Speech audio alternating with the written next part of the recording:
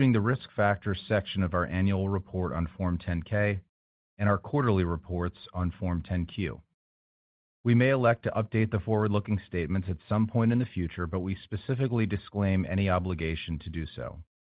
In addition, we will discuss non-GAAP financial measures and other metrics which we believe provide useful information for investors, and both our press release and supplemental financial presentation slides include reconciliations to the most comparable GAAP measures. The non-GAAP measures should be considered in addition to, and not a substitute for, financial measures in accordance with GAAP.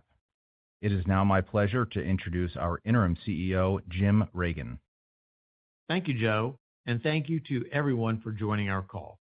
Before I begin, I want to take a moment and welcome SilverEdge to SAIC. Having personally spent time with leaders at SilverEdge, I'm excited about the value we can create by combining their differentiated technology and commercial go-to-market approach with the breadth of SAIC. Building upon their success at bringing sought-after AI capabilities to life for the intelligence community, I expect strong continued growth as we deploy their incredibly talented people and solutions across the broader SAIC portfolio. This acquisition represents a good example of our ability to invest in differentiated IP capable of solving customer problems. I will begin with a brief review of our third quarter results and updated outlook, but will leave the more detailed walkthrough to Prabu. I will then discuss my top priorities as interim CEO and the compelling potential to create value for our shareholders while investing to better serve our customers and create opportunities for our employees.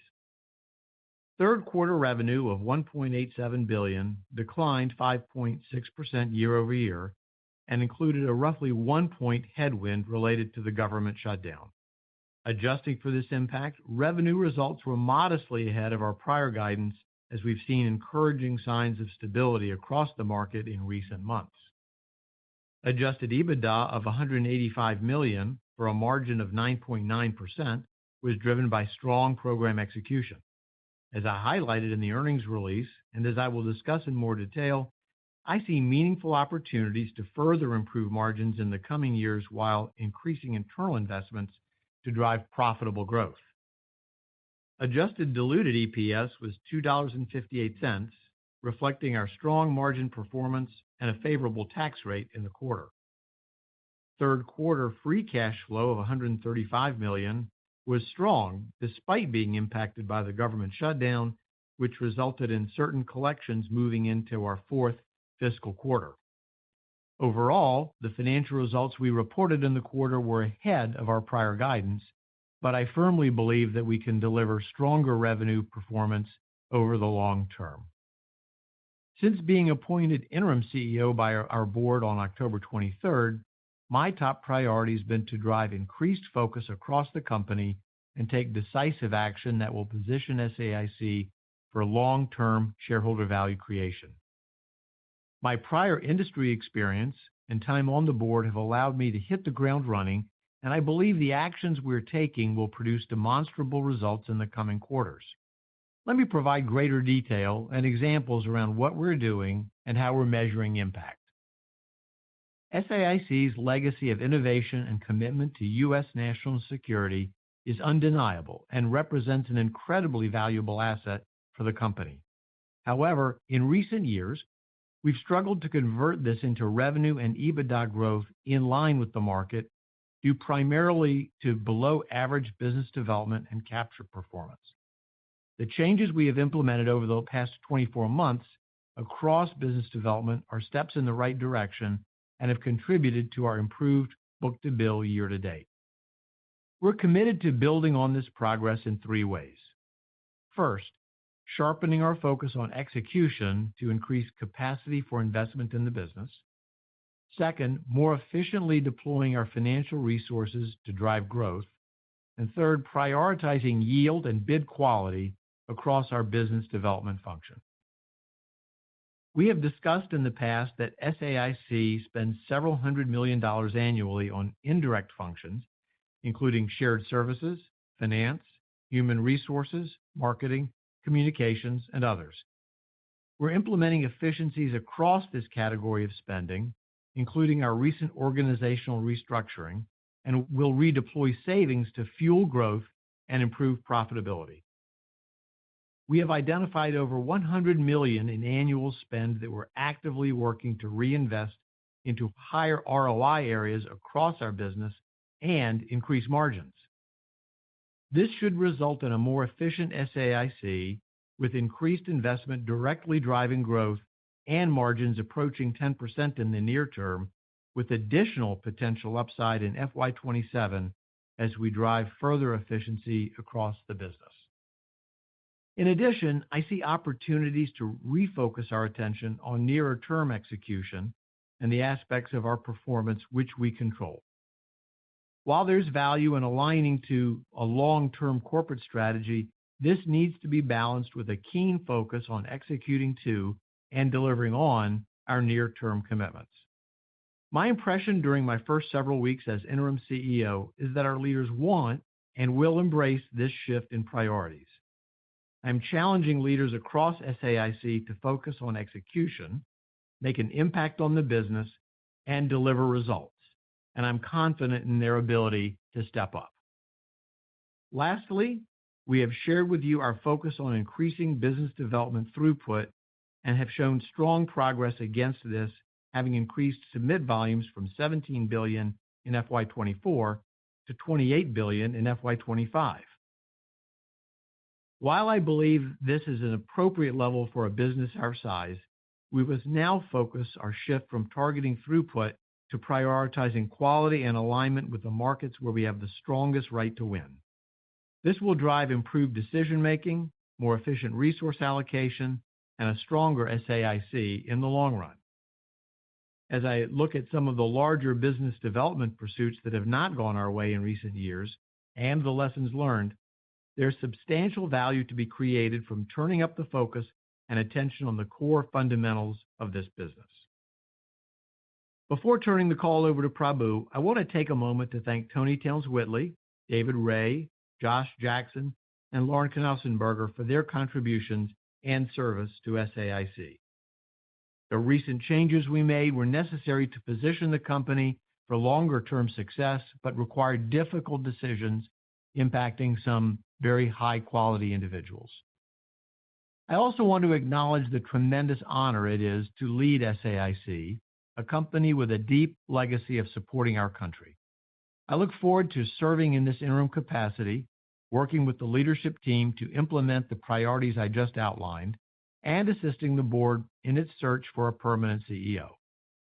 We have begun that process, which is being led by a search committee comprised of board members working in conjunction with a leading external search firm. Our ideal candidate will be someone who shares this company's commitment to serving our nation and our customers and has a proven track record of operating excellence and value creation. I can speak for our board in saying that we see significant opportunity to drive value for our shareholders, greater opportunities for our employees, and improved outcomes for our customers, our nation, and its allies. With that, I'll now turn the call over to Prabu. Thank you, Jim, and good morning to those joining our call. I will discuss our business development results in the quarter, followed by a review of our updated outlook, including some additional detail regarding the margin improvement efforts that Jim discussed. As you can see on slide 4, we delivered 3Q net bookings of $2.2 billion, resulting in a book-to-bill in the quarter and on a trailing 12-month basis of 1.2x. Our 3Q awards included a 5-year recompete with the Air Force with a total contract value of $1.4 billion, and on the new business side, a 5-year $413 million contract with the U.S. Army for its Open Source Intelligence Enterprise, or OSINT program. In the third quarter, we submitted proposals with a total contract value of approximately $3 billion, bringing our year-to-date submissions to approximately $21 billion. While the government shutdown has slowed our pace of proposal submissions, we expect this to normalize in the near term and continue to target submitting bids totaling over $30 billion in FY27. The incremental investments we expect to fund out of our cost efficiency efforts will go towards strengthening our solutions and overall bid quality. I'll now turn to our updated outlook for FY26 and FY27. We are increasing our FY26 total revenue guidance to reflect the acquisition of SilverEdge and reaffirming our organic revenue growth guidance despite the roughly 1-point impact to 3Q revenues from the government shutdown. Our guidance continues to assume a roughly 4-point contraction in organic revenue growth in the fourth quarter. We are increasing our guidance for FY26 adjusted EBITDA margin by 10 basis points due primarily to our strong program performance year to date. We are increasing our FY26 adjusted diluted earnings per share guidance by 40 cents, largely due to the increased earnings and a lower tax rate, as we now assume a roughly 10% effective tax rate for the year. We are maintaining our FY26 free cash flow guidance of greater than $550 million. For FY27, we are increasing our revenue guidance by approximately 1 point to include the acquisition of SilverEdge and are reaffirming our organic revenue growth guidance of 0% to 3%. This outlook reflects an assumed contribution from recent new business wins, including TENCAP Hope and OSINT, partially offset by known recompete headwinds of approximately 1% to 2%. As we've discussed, we are in the recompete phase for one of our largest programs, which represents just over 3% of annual revenue, with an expected award in the next few months. A favorable outcome on this would position us well in the 0% to 3% range, while a loss would likely make the lower end of the range more likely based on what we know today. We are increasing FY27 margin guidance by 20 basis points at the midpoint to a range of 9.7% to 9.9%. The key drivers behind this are the acquisition of SilverEdge, which adds roughly 10 basis points, and the initial 10 basis points impact from cost actions taken to date. Our bias for adjusted EBITDA margins in FY27 and beyond remains to the upside as we see meaningful opportunities to drive efficiency and improve performance, which are not reflected in our updated guidance. As we return to revenue growth in the coming quarters, we anticipate that the efficiency efforts being implemented now will strengthen our ability to increase EBITDA faster than revenue. We are increasing our FY27 adjusted EPS guidance by 50 cents, reflecting the addition of SilverEdge, increased operating margins, and a lower share count. We are maintaining our guidance for FY27 free cash flow of greater than $600 million, or approximately $13.50 per share.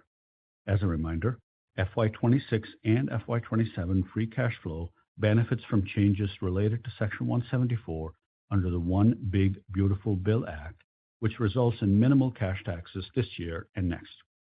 Given our strong free cash flow, clear visibility into margin improvement, and a return to revenue growth, we see returning cash to shareholders via our repurchase program as a compelling investment, and now expect to repurchase approximately $500 million in each of FY26 and FY27. This $1 billion of total share repurchases represents approximately 25% of our market value. As Jim indicated, we see opportunities to create significant value for shareholders and are acting decisively to execute on our plans. While we appreciate the market's wariness with some of the uncertainty facing our end market, our FY26 revenue performance, and our leadership transition, we have conviction in our ability to further improve execution, deliver sustained profitable growth, and create long-term shareholder value. Realizing the potential of SAIC requires focus and a commitment to delivering on what we say. I am confident that we can accomplish this and demonstrate clear progress against this in the coming quarters. I will now turn the call over for Q&A. Thank you. And as a reminder, to ask a question, you will need to press star 11 on your telephone and wait for your name to be announced. To withdraw your question, please press star 11 again. Please stand by while we compile the Q&A roster. One moment for our first question.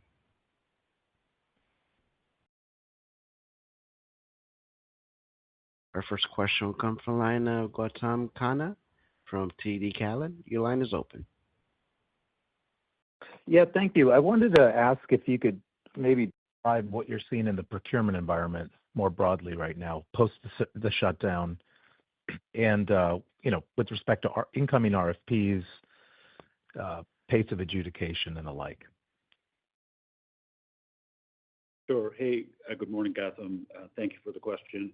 In big picture, as we alluded to the point in the earnings script, I think we did see a slowdown in submit activity and a slowdown in the RFPs coming through the door as a result of the shutdown. We do expect that to normalize, I would say, over the course of the fourth quarter, recognizing that Q4 tends to be the softest book-to-bill quarter for the industry in general. So I would say it's getting back to normal. I don't think fundamentally, if you normalize for the shutdown, it hasn't materially changed from where it was in the Q2 timeframe, where award decisions are taking a little bit longer, but the RFP activity has stayed more or less on pace. Gotcha. And I also wanted to ask if there was any residual impact from DOGE. I know it's been a while since we've talked about that, but DOGE and just the pricing environment broadly. Yeah, on the DOGE environment, I would say, no material changes to what we've disclosed before. We said about 1% of full year revenues for this year, so that really has not changed. And we also alluded to, the broader DOGE effort, I would say, has morphed into sort of more mini DOGE reviews inside of the different agencies and the departments based on their funding situation. But that's frankly, a feeling that we're used to navigating, historically speaking. So I would say, it has remained fairly stable, I would say. So I would say not a lot. And in terms of pricing pressure, our margins were very healthy in Q3. We really have not seen a ton of pricing pressure, either via the RFPs that are coming out. We're seeing a little more fixed price in some areas, but I would not call that a trend broadly, but really have not seen a ton of pricing pressure at this point. Thank you. Sure. Thank you. One moment for our next question. Our next question comes from the line of Sheila Kahyaoglu from Jefferies. Your line is open. Good morning, guys, and thank you for the time, and congratulations, Jim. Maybe just on SilverEdge, as it becomes embedded into the portfolio, how do we think about the opportunity of SilverEdge and integration within SAIC? Yeah, thanks for the question, Sheila. It's good to hear from you. I would tell you, after being here for 9 or 10 weeks, I am wildly enthusiastic about what SilverEdge is going to be able to do, not just as a standalone part of our business, but as we integrate it into the portfolio, what it can do to accelerate the differentiation of a lot of the bids that we have, not just within our intelligence community customers, but more broadly across the whole portfolio. We expect that SilverEdge will be accretive next year, both on it'll push our margins up a bit, but also be accretive on EPS and provide. I think that the broader portfolio of opportunities within our company will give great opportunity, not just for us to win more and deliver better solutions, but also great opportunities for the employees of SilverEdge that are now part of the family. Great. Thank you so much. And maybe if I could just ask on the civil growth, or the civil decline in the quarter, that segment appears to be down 7% year on year. Can you just provide more detail on those programs? Was it a few specific programs, or are you seeing across the board? And how do you think about the trajectory over the next few quarters? Hi, Sheila, Prabhu here. Thank you for the question. I would say big picture, within every quarter, I think you're going to have a little bit of seasonality that creates a little bit of lumpiness. If you zoomed out a little and looked at the 9 months, for the first 9 months of the year, our civil business has been roughly flat and margins are up pretty materially. I would say there are no single program-related drivers in the civil business.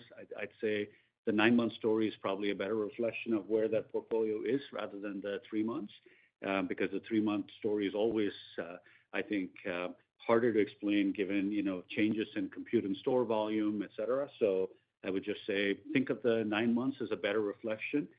We are in agencies that are seeing some incremental funding, whether that's CBP, DHS, or frankly, the FAA. And I'm really proud of what the team is doing on margins. We said a couple of years ago that the mid 12% is probably the trough for this business, and that we would expect to get the business back to the 14% range. And they are driving hard towards it. They were having to make some hard decisions, but they are doing all the right things we want them to do to get this portfolio back growing again next year, but also getting margins back up to about 14%. Great. Thank you.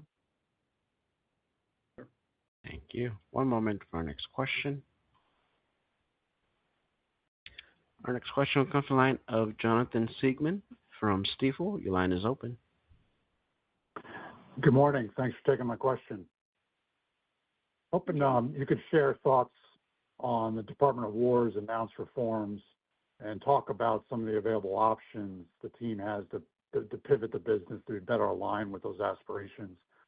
And then to follow on to that, I would love to hear from you, Jim, just given how dynamic the environment is, what drove the decision to change direction of the company now, given all the moving pieces? And nice to engage with you again. Thank you. Yeah, John, thanks for the question. First, in terms of how the Department of War has been making some announced changes and how it's going to do procurement, we are ready to help the Department of War implement the changes that it needs to make. We welcome the opportunity to see greater speed in the procurement process, which is really their objective, to put the department more on a faster war footing to keep us ready for all adversaries. The use of different contracting vehicles, for example, OTAs, that's something that we have been doing for some time, and we're ready to expand the use of those kinds of alternative or innovative contracting vehicles that will provide greater speed of not just the procurement process, but greater speed of implementing solutions. One of the things that's interesting that we've been hearing is in the interest of speed, 80%, 90% adherence to requirements instead of 100% is becoming acceptable.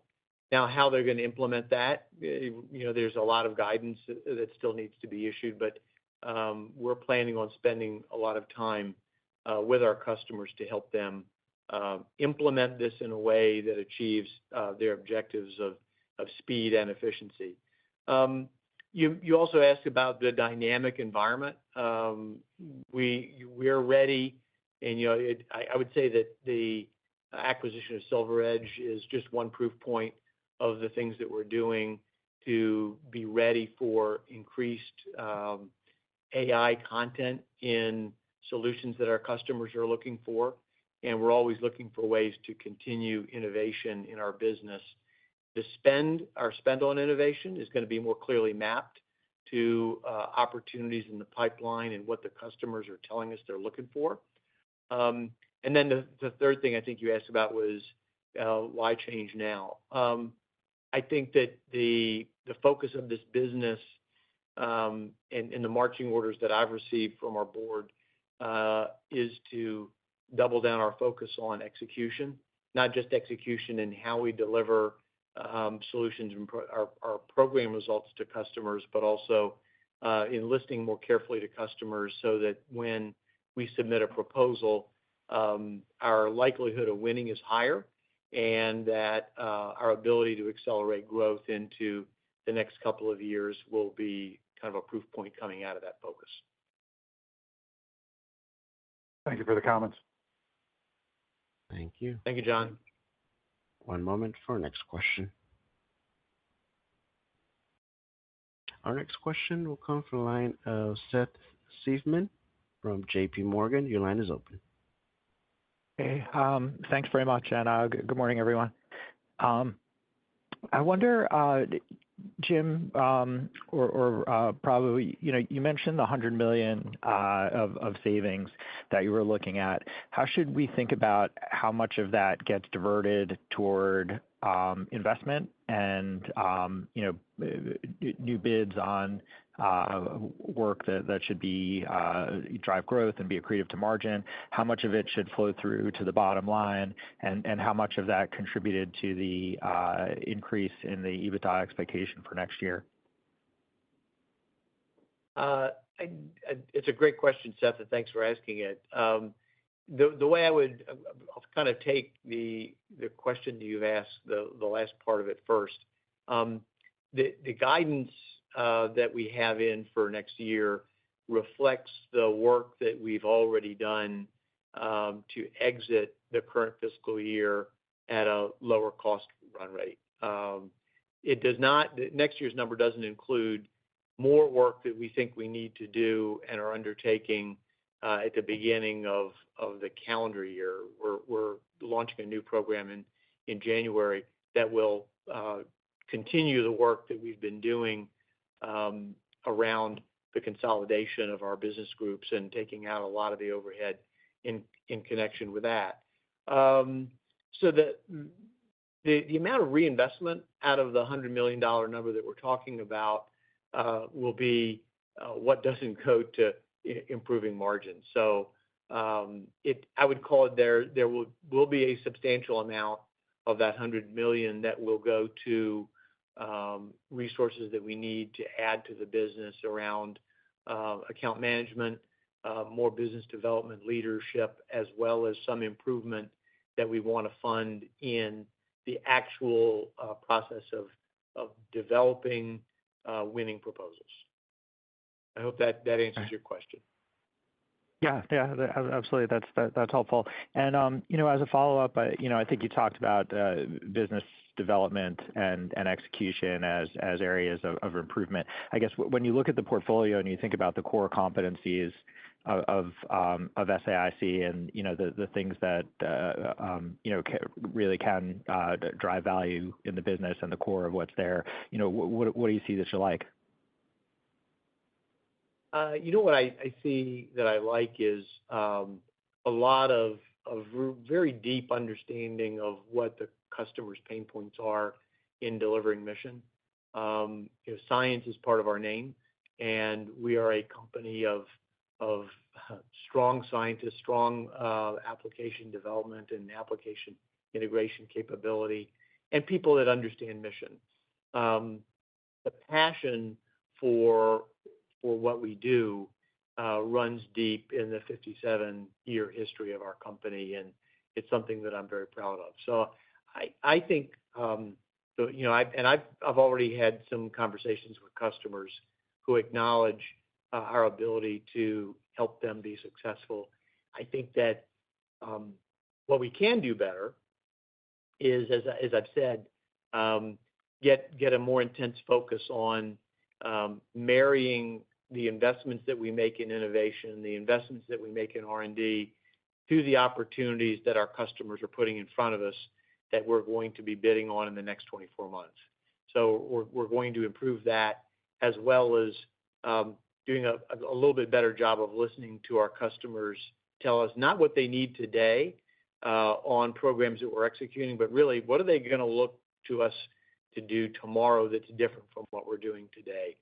Everything we're capable of doing, but in listening to that, I need them to see our listening showing up in the proposals that we submit. Excellent. Great. Thanks very much. Thank you. One moment for our next question.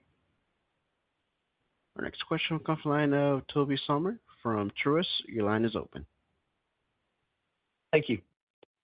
Curious if you and the board expect the pressure on federal civil spending to largely conclude in 2025, or do you consider this a longer-term headwind that you are planning for?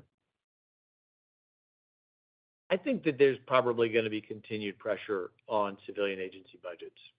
That's just a fact of life that we see going forward as the federal budget priorities do put greater emphasis on improving readiness, and that'll show up in bigger budgets for the DoD. That said, as Prabu had mentioned a little bit earlier, we believe that we're kind of in the fast currents of the civilian agencies. The places we're at are where the faster currents of civilian agency spend are. Things like CBP and FAA are the two good examples that Prabu had mentioned earlier. So I feel really good about where we're placed within the civilian agency space, and I'm also very pleased at how we're executing there in terms of delivery of results for customers that are reflective of expanding margins. Thank you. Given that response, how do you feel about and think about portfolio shaping to increase the probability of being able to achieve your organic growth and margin objectives?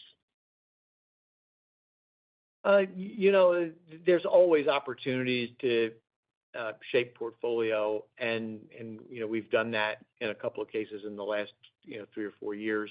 And I'm never going to say never. I wouldn't say that there's a target that you can expect to hear us announcing a portfolio shaping move in the next couple of quarters, but we're always looking at opportunities to do that. And Toby, the only thing I would add to that is that to the extent that we are reviewing the portfolio and looking at areas of the portfolio that are unable to be transformed, in other words, where they tend to be predominantly lower-end services oriented, I think that you will see us actively think about that conversation, because I think the capacity to transform is just as important to make sure the portfolio stays fresh. Last question, if I could sneak in a third one in. Given the turbulence in the end markets and in budget in this year and potentially going forward in civil, would you like to toggle the leverage down a bit over time, or are you going to stick with this leverage target? Because I think the group is down a bit over the last year and a half or so. Yeah, fair question, Toby. I mean, look, we actively talk about the leverage both inside the company as well as with our board. 3.0 is, sort of a leverage area that we are roughly comfortable with. We try to stress test our assumptions on EBITDA and cash flow to ensure that we can deliver and stay at that 3.0. We routinely talk about, whether deleveraging is an appropriate thing to do in the environment. I think I would say, given the M&A market where, I would say by and large, it still has tended to be a seller's market. It is very hard, I think, to justify, acquiring businesses at, 12, 13, 14 times when we're being traded at 8, 9, 10 times. So I think you'll see us stay disciplined on that front. But frankly, I think we tend to, be astute in the way we manage our capital. Share repurchases are always market conditions permitting. And where we tend to see, I'm going to say a higher return on the buybacks, we will see us deploy capital that way. But where we think that the incremental return from that buyback is perhaps lower than maybe just levering down, you'll see us make that trade. The reality is we have to be nimble and agile. There's no formula to buybacks other than we are trying to generate as much value as we can for our shareholders. And fundamentally, we have incredible visibility into the cash flow. So that's what gives us confidence on the current capital allocation policy. Thank you. Thank you. One moment for our next question. Our next question will come from the line of Colin Canfield from Cantor. Your line is open. Thank you for the question. Going back to maybe the portfolio shaping conversation, can you just maybe talk about how you think about either pairing or adding pieces in terms of the magnitude of portfolio shaping? And then maybe kind of, if you want to talk about kind of some of the larger private assets and that realm, how you think about maybe adding to larger defense and intelligence capabilities versus going after some of the more civil exposure. And then just want kind of within that construct, if you can maybe talk about kind of how you think about defense budget growth, not so much the outlays, right? The outlays are baked in, but the defense budget growth over the kind of multi-year period versus the civil budget growth and how you kind of like weigh that risk reward through the upcoming midterms? Thank you.